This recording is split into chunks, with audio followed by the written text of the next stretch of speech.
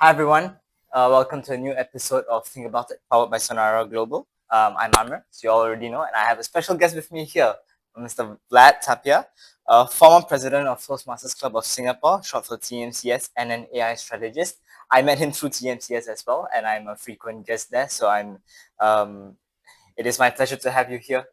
Vlad, how are you doing today? Thank you, Amir. I'm doing excellent. All right. Um, Please appreciate this view because this is his place and it's a beautiful place as well. All right. We are going to be talking about open dialogue, confident communication, and technological awareness that shape our personal and professional growth in this episode. So, Vlad, how about you give a brief introduction about yourself to the audience so that they get to know you a bit more? My name is Vlad Tapia.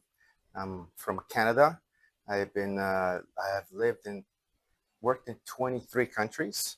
Wow. Physically, and I've been in Singapore for the past 5 years. I work as an AI strategist, and yeah, I've been doing public speaking for 5 years here, and I did it also in Canada and Norway before. And believe it or not, public speaking has become more of an important part of my life than actually what I do for work. All right. I've always wanted to visit Norway actually. Norway is People go there for Northern Lights. Yeah, Northern Lights. Yeah, It will be one of my end year destinations in the future. Yeah, you go between October to February. It's a good time. Look for full moon. Full moon, then you're more likely to see the Northern Lights. All right. I'll ask you for some advice when we come to that. Okay, so I'd like you to share your journey in Toastmasters and what drew you to public speaking from your career, which is slightly different from what public speaking is about. So, what drew you into it? Yeah, so first, I started in doing politics when I was in university, doing the school president for first year students. And I had one embarrassing experience where I had to speak in front of all the students during our candidates. Speaking about How old were you? I was at the time 20. Okay, about my age. Yeah, so it went quite bad. I blanked out, and it was quite embarrassing. Hundreds of students there, maybe over 1,000. And from that made me just hesitant towards public speaking. I had a fear. And then when I started working as an engineer at a place called Hydro One, my boss said that, wow, you are a terrible speaker. You need to do something about it. And he said you should join Toastmasters. And then my company sponsored me for a year. So then I joined the local Toastmasters club where I was living in Toronto, Canada, in the west part. And at the time, the biggest one, the most known one, was called Phoenix Toastmasters Club. They met at City Hall. In Canada? In Canada, in Toronto, Canada. And it was a stadium seating, because where your politicians sit. So that was my first experience. From there, I did it for 1 year. And that opened up so many doors in my life, because I always had a dream to work internationally. I always dreamt that I want to live around the world. Believe it or not, that is my dream too. Yeah, that was my dream coming out of university. And once I did public speaking, what happened? I used to work in something called SAP. And from there, I started, my company said, wow, you're really good at speaking about it. You're very clear. You could translate very complicated technical subject matters to layman's terms. So then how long was this after your first boss said what he said? It was almost immediate, because when I finished my 1 year of doing Toastmasters, at my work, they already started having me doing presentations. Then you've improved quite a bit. Yeah. And then they hired me at IBM to be a consultant. And then there was always constant feedback that I was very good at explaining the ideas, very complicated technical subjects to business personnel. Cool. And from there, what happened is that I was working with, later on, a few years later, I was working with a company called Accenture. And then they gave me my first opportunity where they said, we need someone to go to Central America to help with this merger and acquisition between ExxonMobil, it's an oil company, and a company that's now situated here in Singapore called Trafigura. And they just said, okay, you have the right communication skills. They brought me on board, and from there, it just kept going. Then that's what they use in 23 countries. Yes. All right. Exactly. That's how it started. Amazing, man. But what amazes me is how your engineer bring life and your public speaking skills combined got you into 23 countries. Yeah, at the time they had no clue that will help. Cool. And cool. yeah. Cool. You were an engineer. Technically, I'm an AI engineer, so maybe I could work something out for myself once my career starts. Okay. Yeah. But not so soon because my university is only starting next September, so I got to finish that first. Yeah. Which university? SUTD. SUT. Got Yes. All right. Cool. So that tells us about how his journey in Toastmasters began, and it's quite an interesting one. Uh, what did you discover about yourself during this journey? Yeah, what I discovered about myself, the political experience that I mentioned, where I blanked out, made me afraid to speak about what I believe in, because I was afraid of sounding stupid when I was not able to communicate it correctly. What I learned is when I joined that Toastmasters club called Phoenix, they just worked on our confidence at first, just to be able to socialize with anybody and just speak about small things that don't make you afraid to speak about Then the small more you things. get used to it, the more Then the more you get used to it. you're Yes. comfortable. And eventually, what I learned was you need to practice, you need to prepare, and if you have clarity of mind of what you're going to speak about, you should not be afraid to go out there and tell people about it. Confidence and clarity. Mm-hmm. All right. Exactly. Beautiful. All right. So on to the next segment, the art of open dialogue and confidence that we were just talking about. So because the you know how you said that your career, all your bosses appreciated your skill of translating the complicated terminology into layman terms. Mm-hmm. So that's what me and my audience needs for you to explain for confidence and open dialogue. Okay. Because a lot of people tend to explain it in their own way, but then it's not layman enough for those inexperienced or have never done public speaking before to understand it, right? So, and a lot of people in my career path, which is AI, it's mostly hood and desk, so we're usually behind the laptop, not in front of an audience. Mm-hmm. Right? So let's dive into conversation growth and authenticity. What's the importance of open, authentic dialogue in personal and professional settings? If people don't trust you or trust what you're saying, they won't want to work with you or do business with you. It is possible, but those would not be the best arrangements, business relations. So you got to have the trust. Trust, yes. Trust in who you are as a person first, and that you're able to do what you say you could do. So could I rephrase this and say it as you got to have confidence in yourself and you need to be able to connect with your audience? I would say is to be clear about what you can do and cannot do. All right. Because quite often we don't want to disappoint people and say, yes, we could do it. But in reality, you can't, because either you don't have the time, you don't have the skill sets, or you don't have the know-how. And it's important to be clear. And once you're clear communicator, because it's okay to not be able to do things, but as long as the other side knows, and they can then make a decision if what you're able to do is sufficient. Because people will often ask for the moon, especially in business. They'll ask for the moon. They know exactly what they want, but the other side can say, this is what I can do. Do you want to still go ahead? But it needs to be clear. Yeah, because that's, if they're not clear with each other, later on when they find out that actually you can never do that, you were not able to do everything I asked for, it'll be a bit late. Create this sounds like some pretty good career advice too. Some good workplace advice. All right, cool. All right, so what's your take on overcoming fear and self-doubt when speaking? Yeah, the take would be, we were going to have self-doubts on things that we don't know about, or things that we don't know what other people are going to think or how they're going to evaluate it. You need to have clarity of mind. You know what you're going to speak about, what you're going to say. Be certain in case anybody asks you, they poke at it, but you already thought about it. Then you have an answer prepared for them. Yes, you have to have an answer. You have to know what you stand for. So first, I would say, first you need to know yourself. Know yourself, understand your values, and then you can speak about a topic that you have prepared for. All right.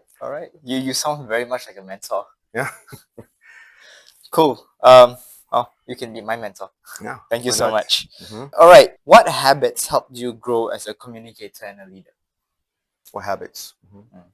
I would say for communicator is to understand how people need to get information. Not everybody receives information the same way. They understand certain terminology a certain way. So what I did was that I often made sure they understood what is my intention behind what I'm communicating. So if I'm asking you to do something, it's also if you understand the intention, maybe there's some sort of pressure for me to submit this or get this done a certain way, then you could evaluate, say, yes, I could either do that or not do that. So that was the first thing. Then for the leadership part was that if it's going to be multiple people involved to get them aligned, so then they have to actually all understand what the other person's doing. So I wouldn't just say, you do this. I would understand this is the intention behind what you're doing. And then they'll understand, okay, I want to, maybe they'll be more excited to do it. Or maybe they'll just say, okay, I'll do it to this degree and have open dialogue. Let, let, let people feel comfortable if they cannot do something, but they have to voice it in advance. Mm. Mhm. This sounds to me like really important advice for workplace, honestly. Like when we go to an office and start working for a company and we need to communicate with our colleagues and our supervisors what we are good at, what we cannot do, and make sure everyone's on the same page. Sounds to me like Yeah, often if that's you say you important. cannot do something, and if it's a skill, they'll either they have two options. Either they develop you in that, they put some time, some resources to get you trained on that, or they'll have you work on other things instead. Mm. Mhm. Cool, cool. Yeah. Amazing. Okay, on to the next section, Mhm. personal growth and leadership lessons. Mhm. So this is a bit more about self-mastery and leadership. What are some lessons learned from leading TMCS for the time period that you led it as president? Leading volunteer organizations is quite challenging because you cannot force people to do things. So there's always an element of somebody might not show up, somebody might not do it to the 100% that they need to. So you need to have contingency plans. Mm. You cannot, something like TMCS, you cannot rely solely on plan A. You need to have a plan B at all times. One perfect example would be we often schedule 7 speakers every Monday. Mm. And on average, about 50% of the time, at least one speaker will cancel last minute of the 7. So we implemented that we're always going to have a standby speaker, sometimes even 2 standby speakers, but at least one that is ready. And we told them this is a probability of you going on. There's a 50% chance that you're going to get to speak. So be ready. And 50% is quite good. People will take that. So having contingency plans is one main thing I learned there. You need to be inspirational. Mm. If you're not inspirational, it's very hard to get people to follow you for long. Eventually, it's gonna feel not exciting for them. Actually, coming from this is important to me personally Mhm. because I'm leading a volunteer organization of my own, right? Sonara Global is a volunteer association that I have just founded, and I have members. It's growing steadily, but I think I can learn a bit more from you. Can you explain a bit more about being inspirational here? Yeah. Okay. First off, there's many ways to be inspirational. So it's important to first understand what is your leadership type. There's different leadership types. Mm. Based on your leadership type, mine is called innovative.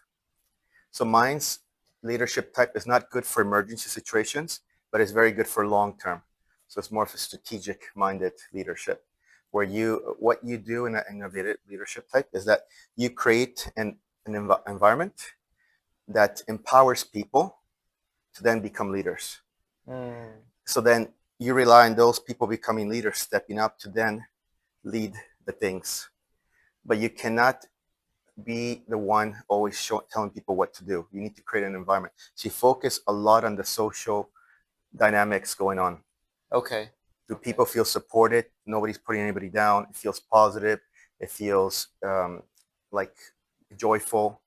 Like people share that mistakes they made, and then they teach each other what lessons they learned from it. Well, that certainly is what happens at TMCS. Yeah, from my it's experience. it's very important to set up that environment, and then it takes a little bit of time, but then leaders will come from that.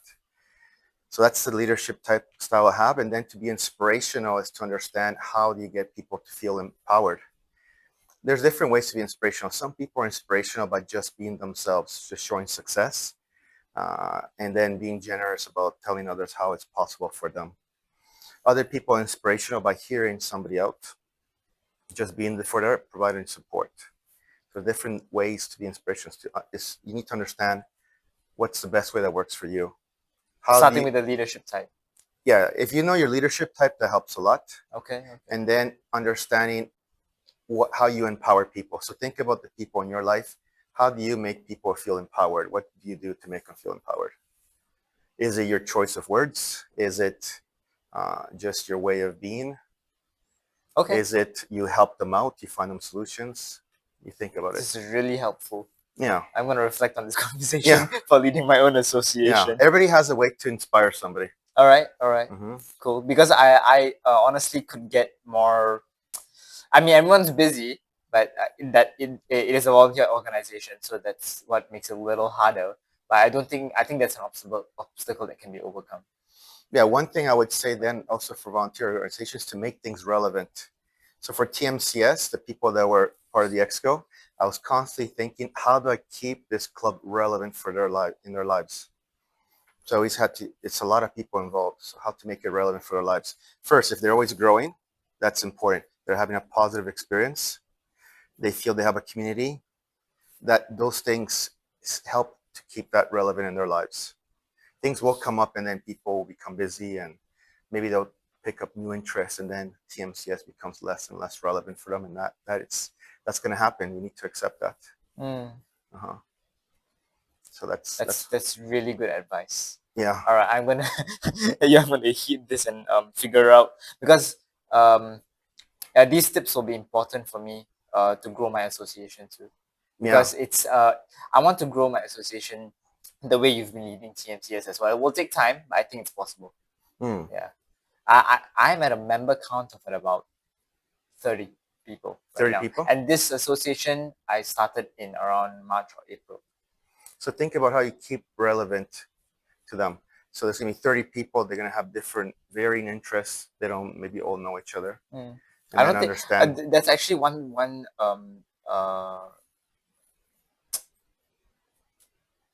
what's the word for it?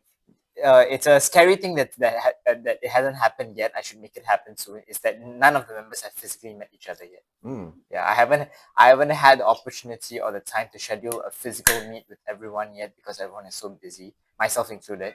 So I need to have. I'm planning to hold an event soon. Hopefully, everyone can make it. It goes a long way that they meet. If they don't meet, it's going to be hard to keep it relevant. Yeah. Because easiest way to be relevant is to be in front of somebody's physical presence. Yeah. That is the way I brought them in. I meet this person somewhere physically. We get to know each other. We have a conversation. We get to know each other over a day or two, and then I invite them on board to the association, and they're happy to join. And they keep we keep communicating, but then we are so busy we don't get to meet physically after that, right? So that's the I need to fix that. You could do some sort of small scale events to start, but it's got to be something that people feel, if I contribute, it's going to become bigger and better. So then it makes it relevant for them. Because if they come to some event that's perfect and they don't have to do anything and they're not part of its growth, a little less relevant for them. It's just more of an entertainment factor for them. But if it's something where they believe in it and they feel, I just need to put a little bit of my time, my effort, and I feel I'm good at it to make this better, and now they're invested. They're invested in it. The value add from perspective. They need to know what value they're adding, and they need to be able to want it. If they feel, to make it irrelevant for them, they need to feel invested in it. For them to feel invested in it, they want to invest in it. And that means that maybe they feel I could just give this little bit, which is not much to me, maybe some knowledge I have or some contacts I have. It could be various things. and I could help this grow. And that was part of that. And then I'm recognized for that. I had an idea actually.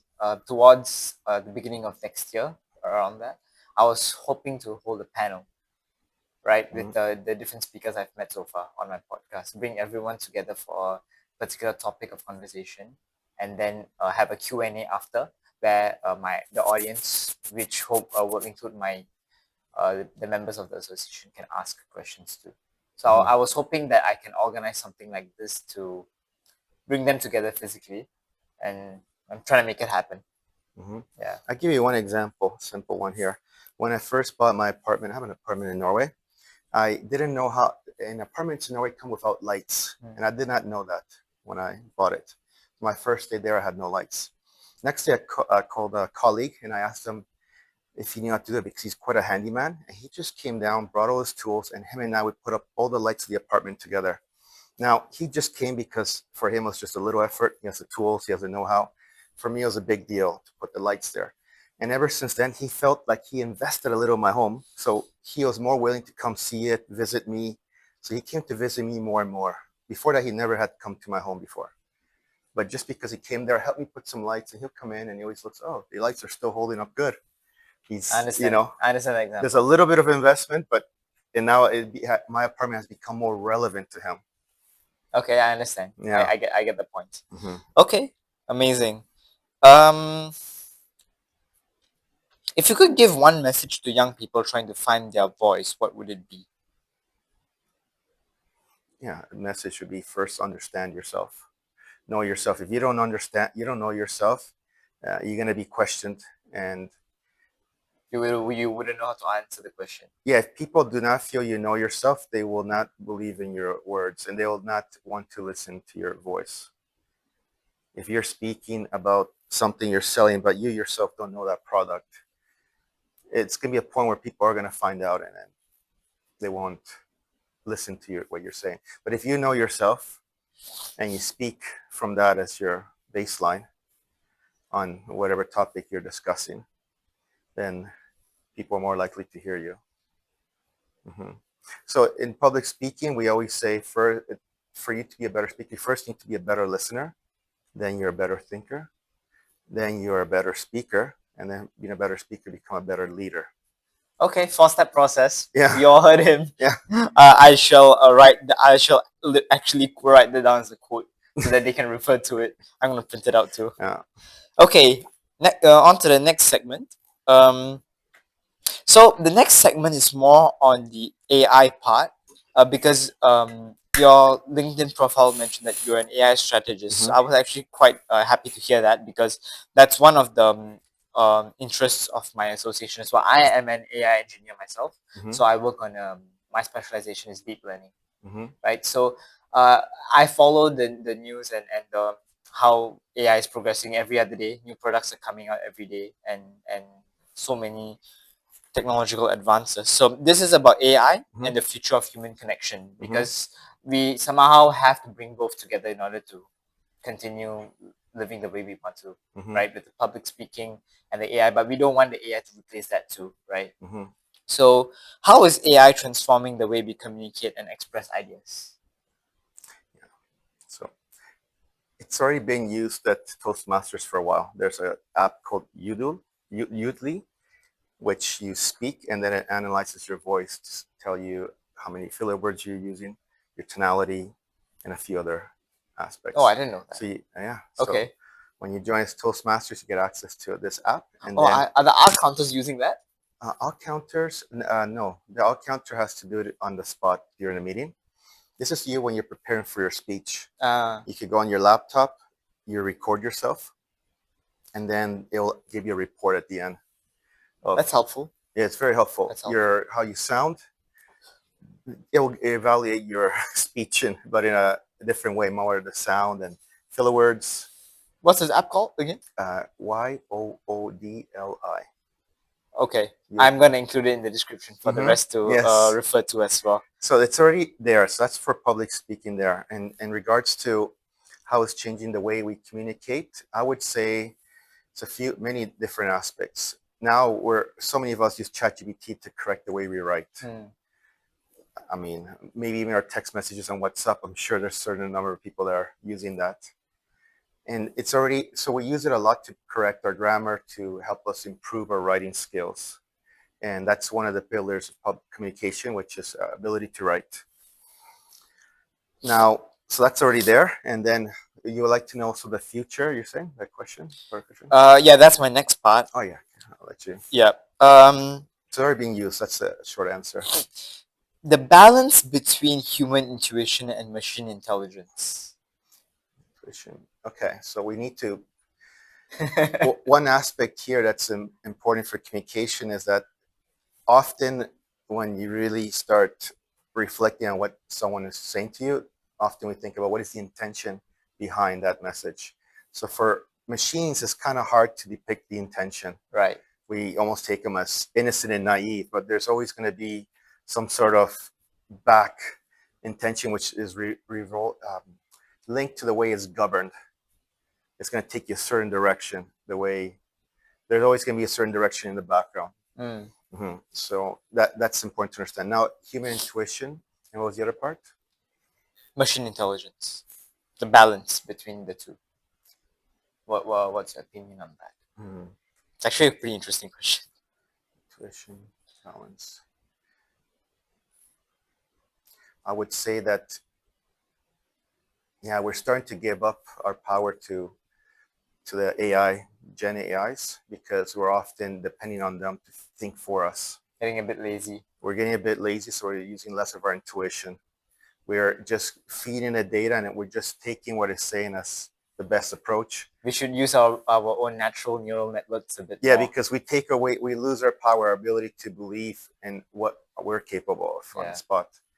I like to say this to my friends and family who are not in the AI field a lot, is that to me, as a person who has developed bots and models and things to predict and translate and certain things as well, right?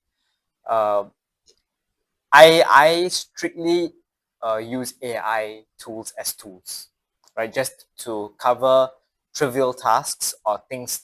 I like to say it as I use the tools to help me complete tasks that save me more time to do more innovative and creative things that still require my brain to work even more, right? So, like, I could ask a tool to generate an email for me with the prompts I give it, but I've already thought about what the contents of the email will be, because the body of the email, phrasing the body of the email is not so important, but what ideas go into said email is what's important, right? So that's an example. You want to use the tools as just tools, but you still want to use your own brain to really think and keep make sure your creativity and imagination never die out. They keep growing every other day. It's important to do that, right? And that's why my mother always tells me, read a book, but don't read an ebook. Read a hard copy book, a paper book, and spend like 10 to 20 minutes a day. Just read a few pages, read a chapter or two, and your brain can sort of reset itself from screen time. Because I personally, from personal experience, I find that after maybe say 5 hours of coding, right, for my work, right, my brain gets a bit dull. I literally feel my brain getting a bit dull. So I have to splash my face with some ice water, sit down for a bit and read, maybe stretch, and then my brain feels alive again. Like there's actually blood being pumped into my brain, right? So you need that refreshment, and you need to make sure that, from my experience, that tools remain tools. And the brains behind the whole task, project, or whatever it is you're doing is still your brain. So don't be lazy. Yeah, don't be lazy.